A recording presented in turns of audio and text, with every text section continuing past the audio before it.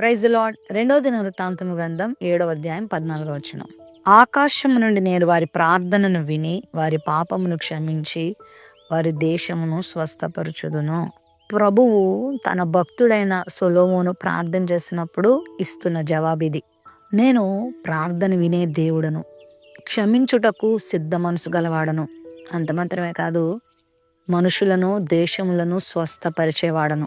మన ప్రభువు సర్వాధికారాలు కలిగిన వాడు, సర్వశక్తిమంతుడు కూడా.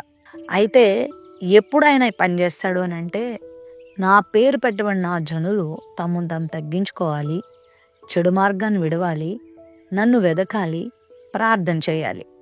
అప్పుడు నేను వారి ప్రార్థన వింటాను, వారిని క్షమిస్తాను, వారిని స్వస్థపరుస్తాను.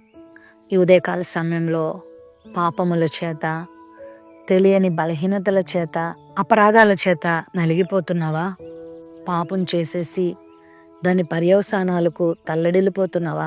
తెలియక చేసావు, ప్రభు దగ్గరకు రా, ప్రభు నిన్ను క్షమిస్తాడు. ఒకవేళ అస్వస్థతతో, రోగములతో కుమిలిపోతున్నావా? నన్ను ఎవరు కనికరిస్తారు, నన్ను ఎవరు స్వస్థపరుస్తారని ఎదురు చూస్తున్నావా? దేవుడిస్తున్న వాగ్దానం. మన ప్రార్థన వినే దేవుడు, మన మూలుగులు వినే దేవుడు.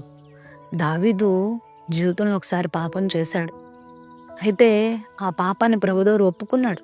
51వ కీర్తన రాస్తూ, నా దోషం పోవునట్లు నన్ను బాగుగా కడుగయ్యా, నువ్వేనయ్యా నన్ను కడగాల్సింది, నువ్వేనయ్యా నన్ను బాగు చేయాల్సిందని వేడుకున్నప్పుడు దావీదు పాపమును దేవుడు కడిగాడు, పరిశుద్ధపరిచాడు, అతన్ని స్వస్థపరిచాడు, అతని దేశాన్ని దేవుడు బాగు చేశాడు.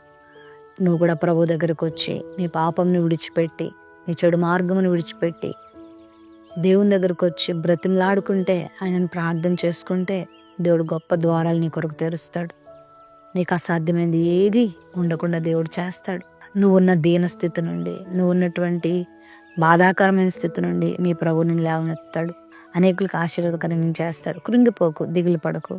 నా జీవితం ఏమైపోద్దో, దేవుడు నన్ను క్షమిస్తాడో లేదో, నన్ను బాగు చేస్తాడో లేదో, నా పాపం ఇంత భయంకరమైంది కదా అని బాధపడుతున్నావేమో. ఇప్పటికైనా మించిపోయింది లేదు. తగ్గించుకొని ప్రభు దగ్గరకు వస్తే నీ పరిస్థితులను బాగు చేస్తాడు, నీకు మంచి రోజులు ఇస్తాడు, నిన్ను ఉద్ధరిస్తాడు, నిన్ను కాపాడుతాడు, నిన్ను దీవిస్తాడు. ప్రేమ నమ్మకం కలిగిన మా తండ్రి, మీకు వందనాలు. ఈ ఉదయకాల సమయంలో ఈ వాగ్దానాన్ని వీక్షించండి. బిడ్డల జీవితంలో నీ కార్యాలు జరిగించండి. మీ దగ్గర తగ్గించుకొని మేము ప్రార్థన చేస్తున్నప్పుడు, మా చెడు మార్గాలు విడిచిపెట్టినప్పుడు నువ్వు ప్రార్థన ఆలకించే దేవుడు, క్షమించే దేవుడు అని, స్వస్థపరిచే దేవుడు అని సెలవిచ్చావు. ఉదయకాల సమయంలో ఎవరికి క్షమాపణ అవసరమో, ఎవరికి స్వస్థత అవసరమో వారి ప్రార్థనలు మీరు ఆలకించి వారికి అది దయచేయమని కోరుతూ యేసు నామములో ప్రార్థిస్తున్నాం తండ్రి. ఆమేన్.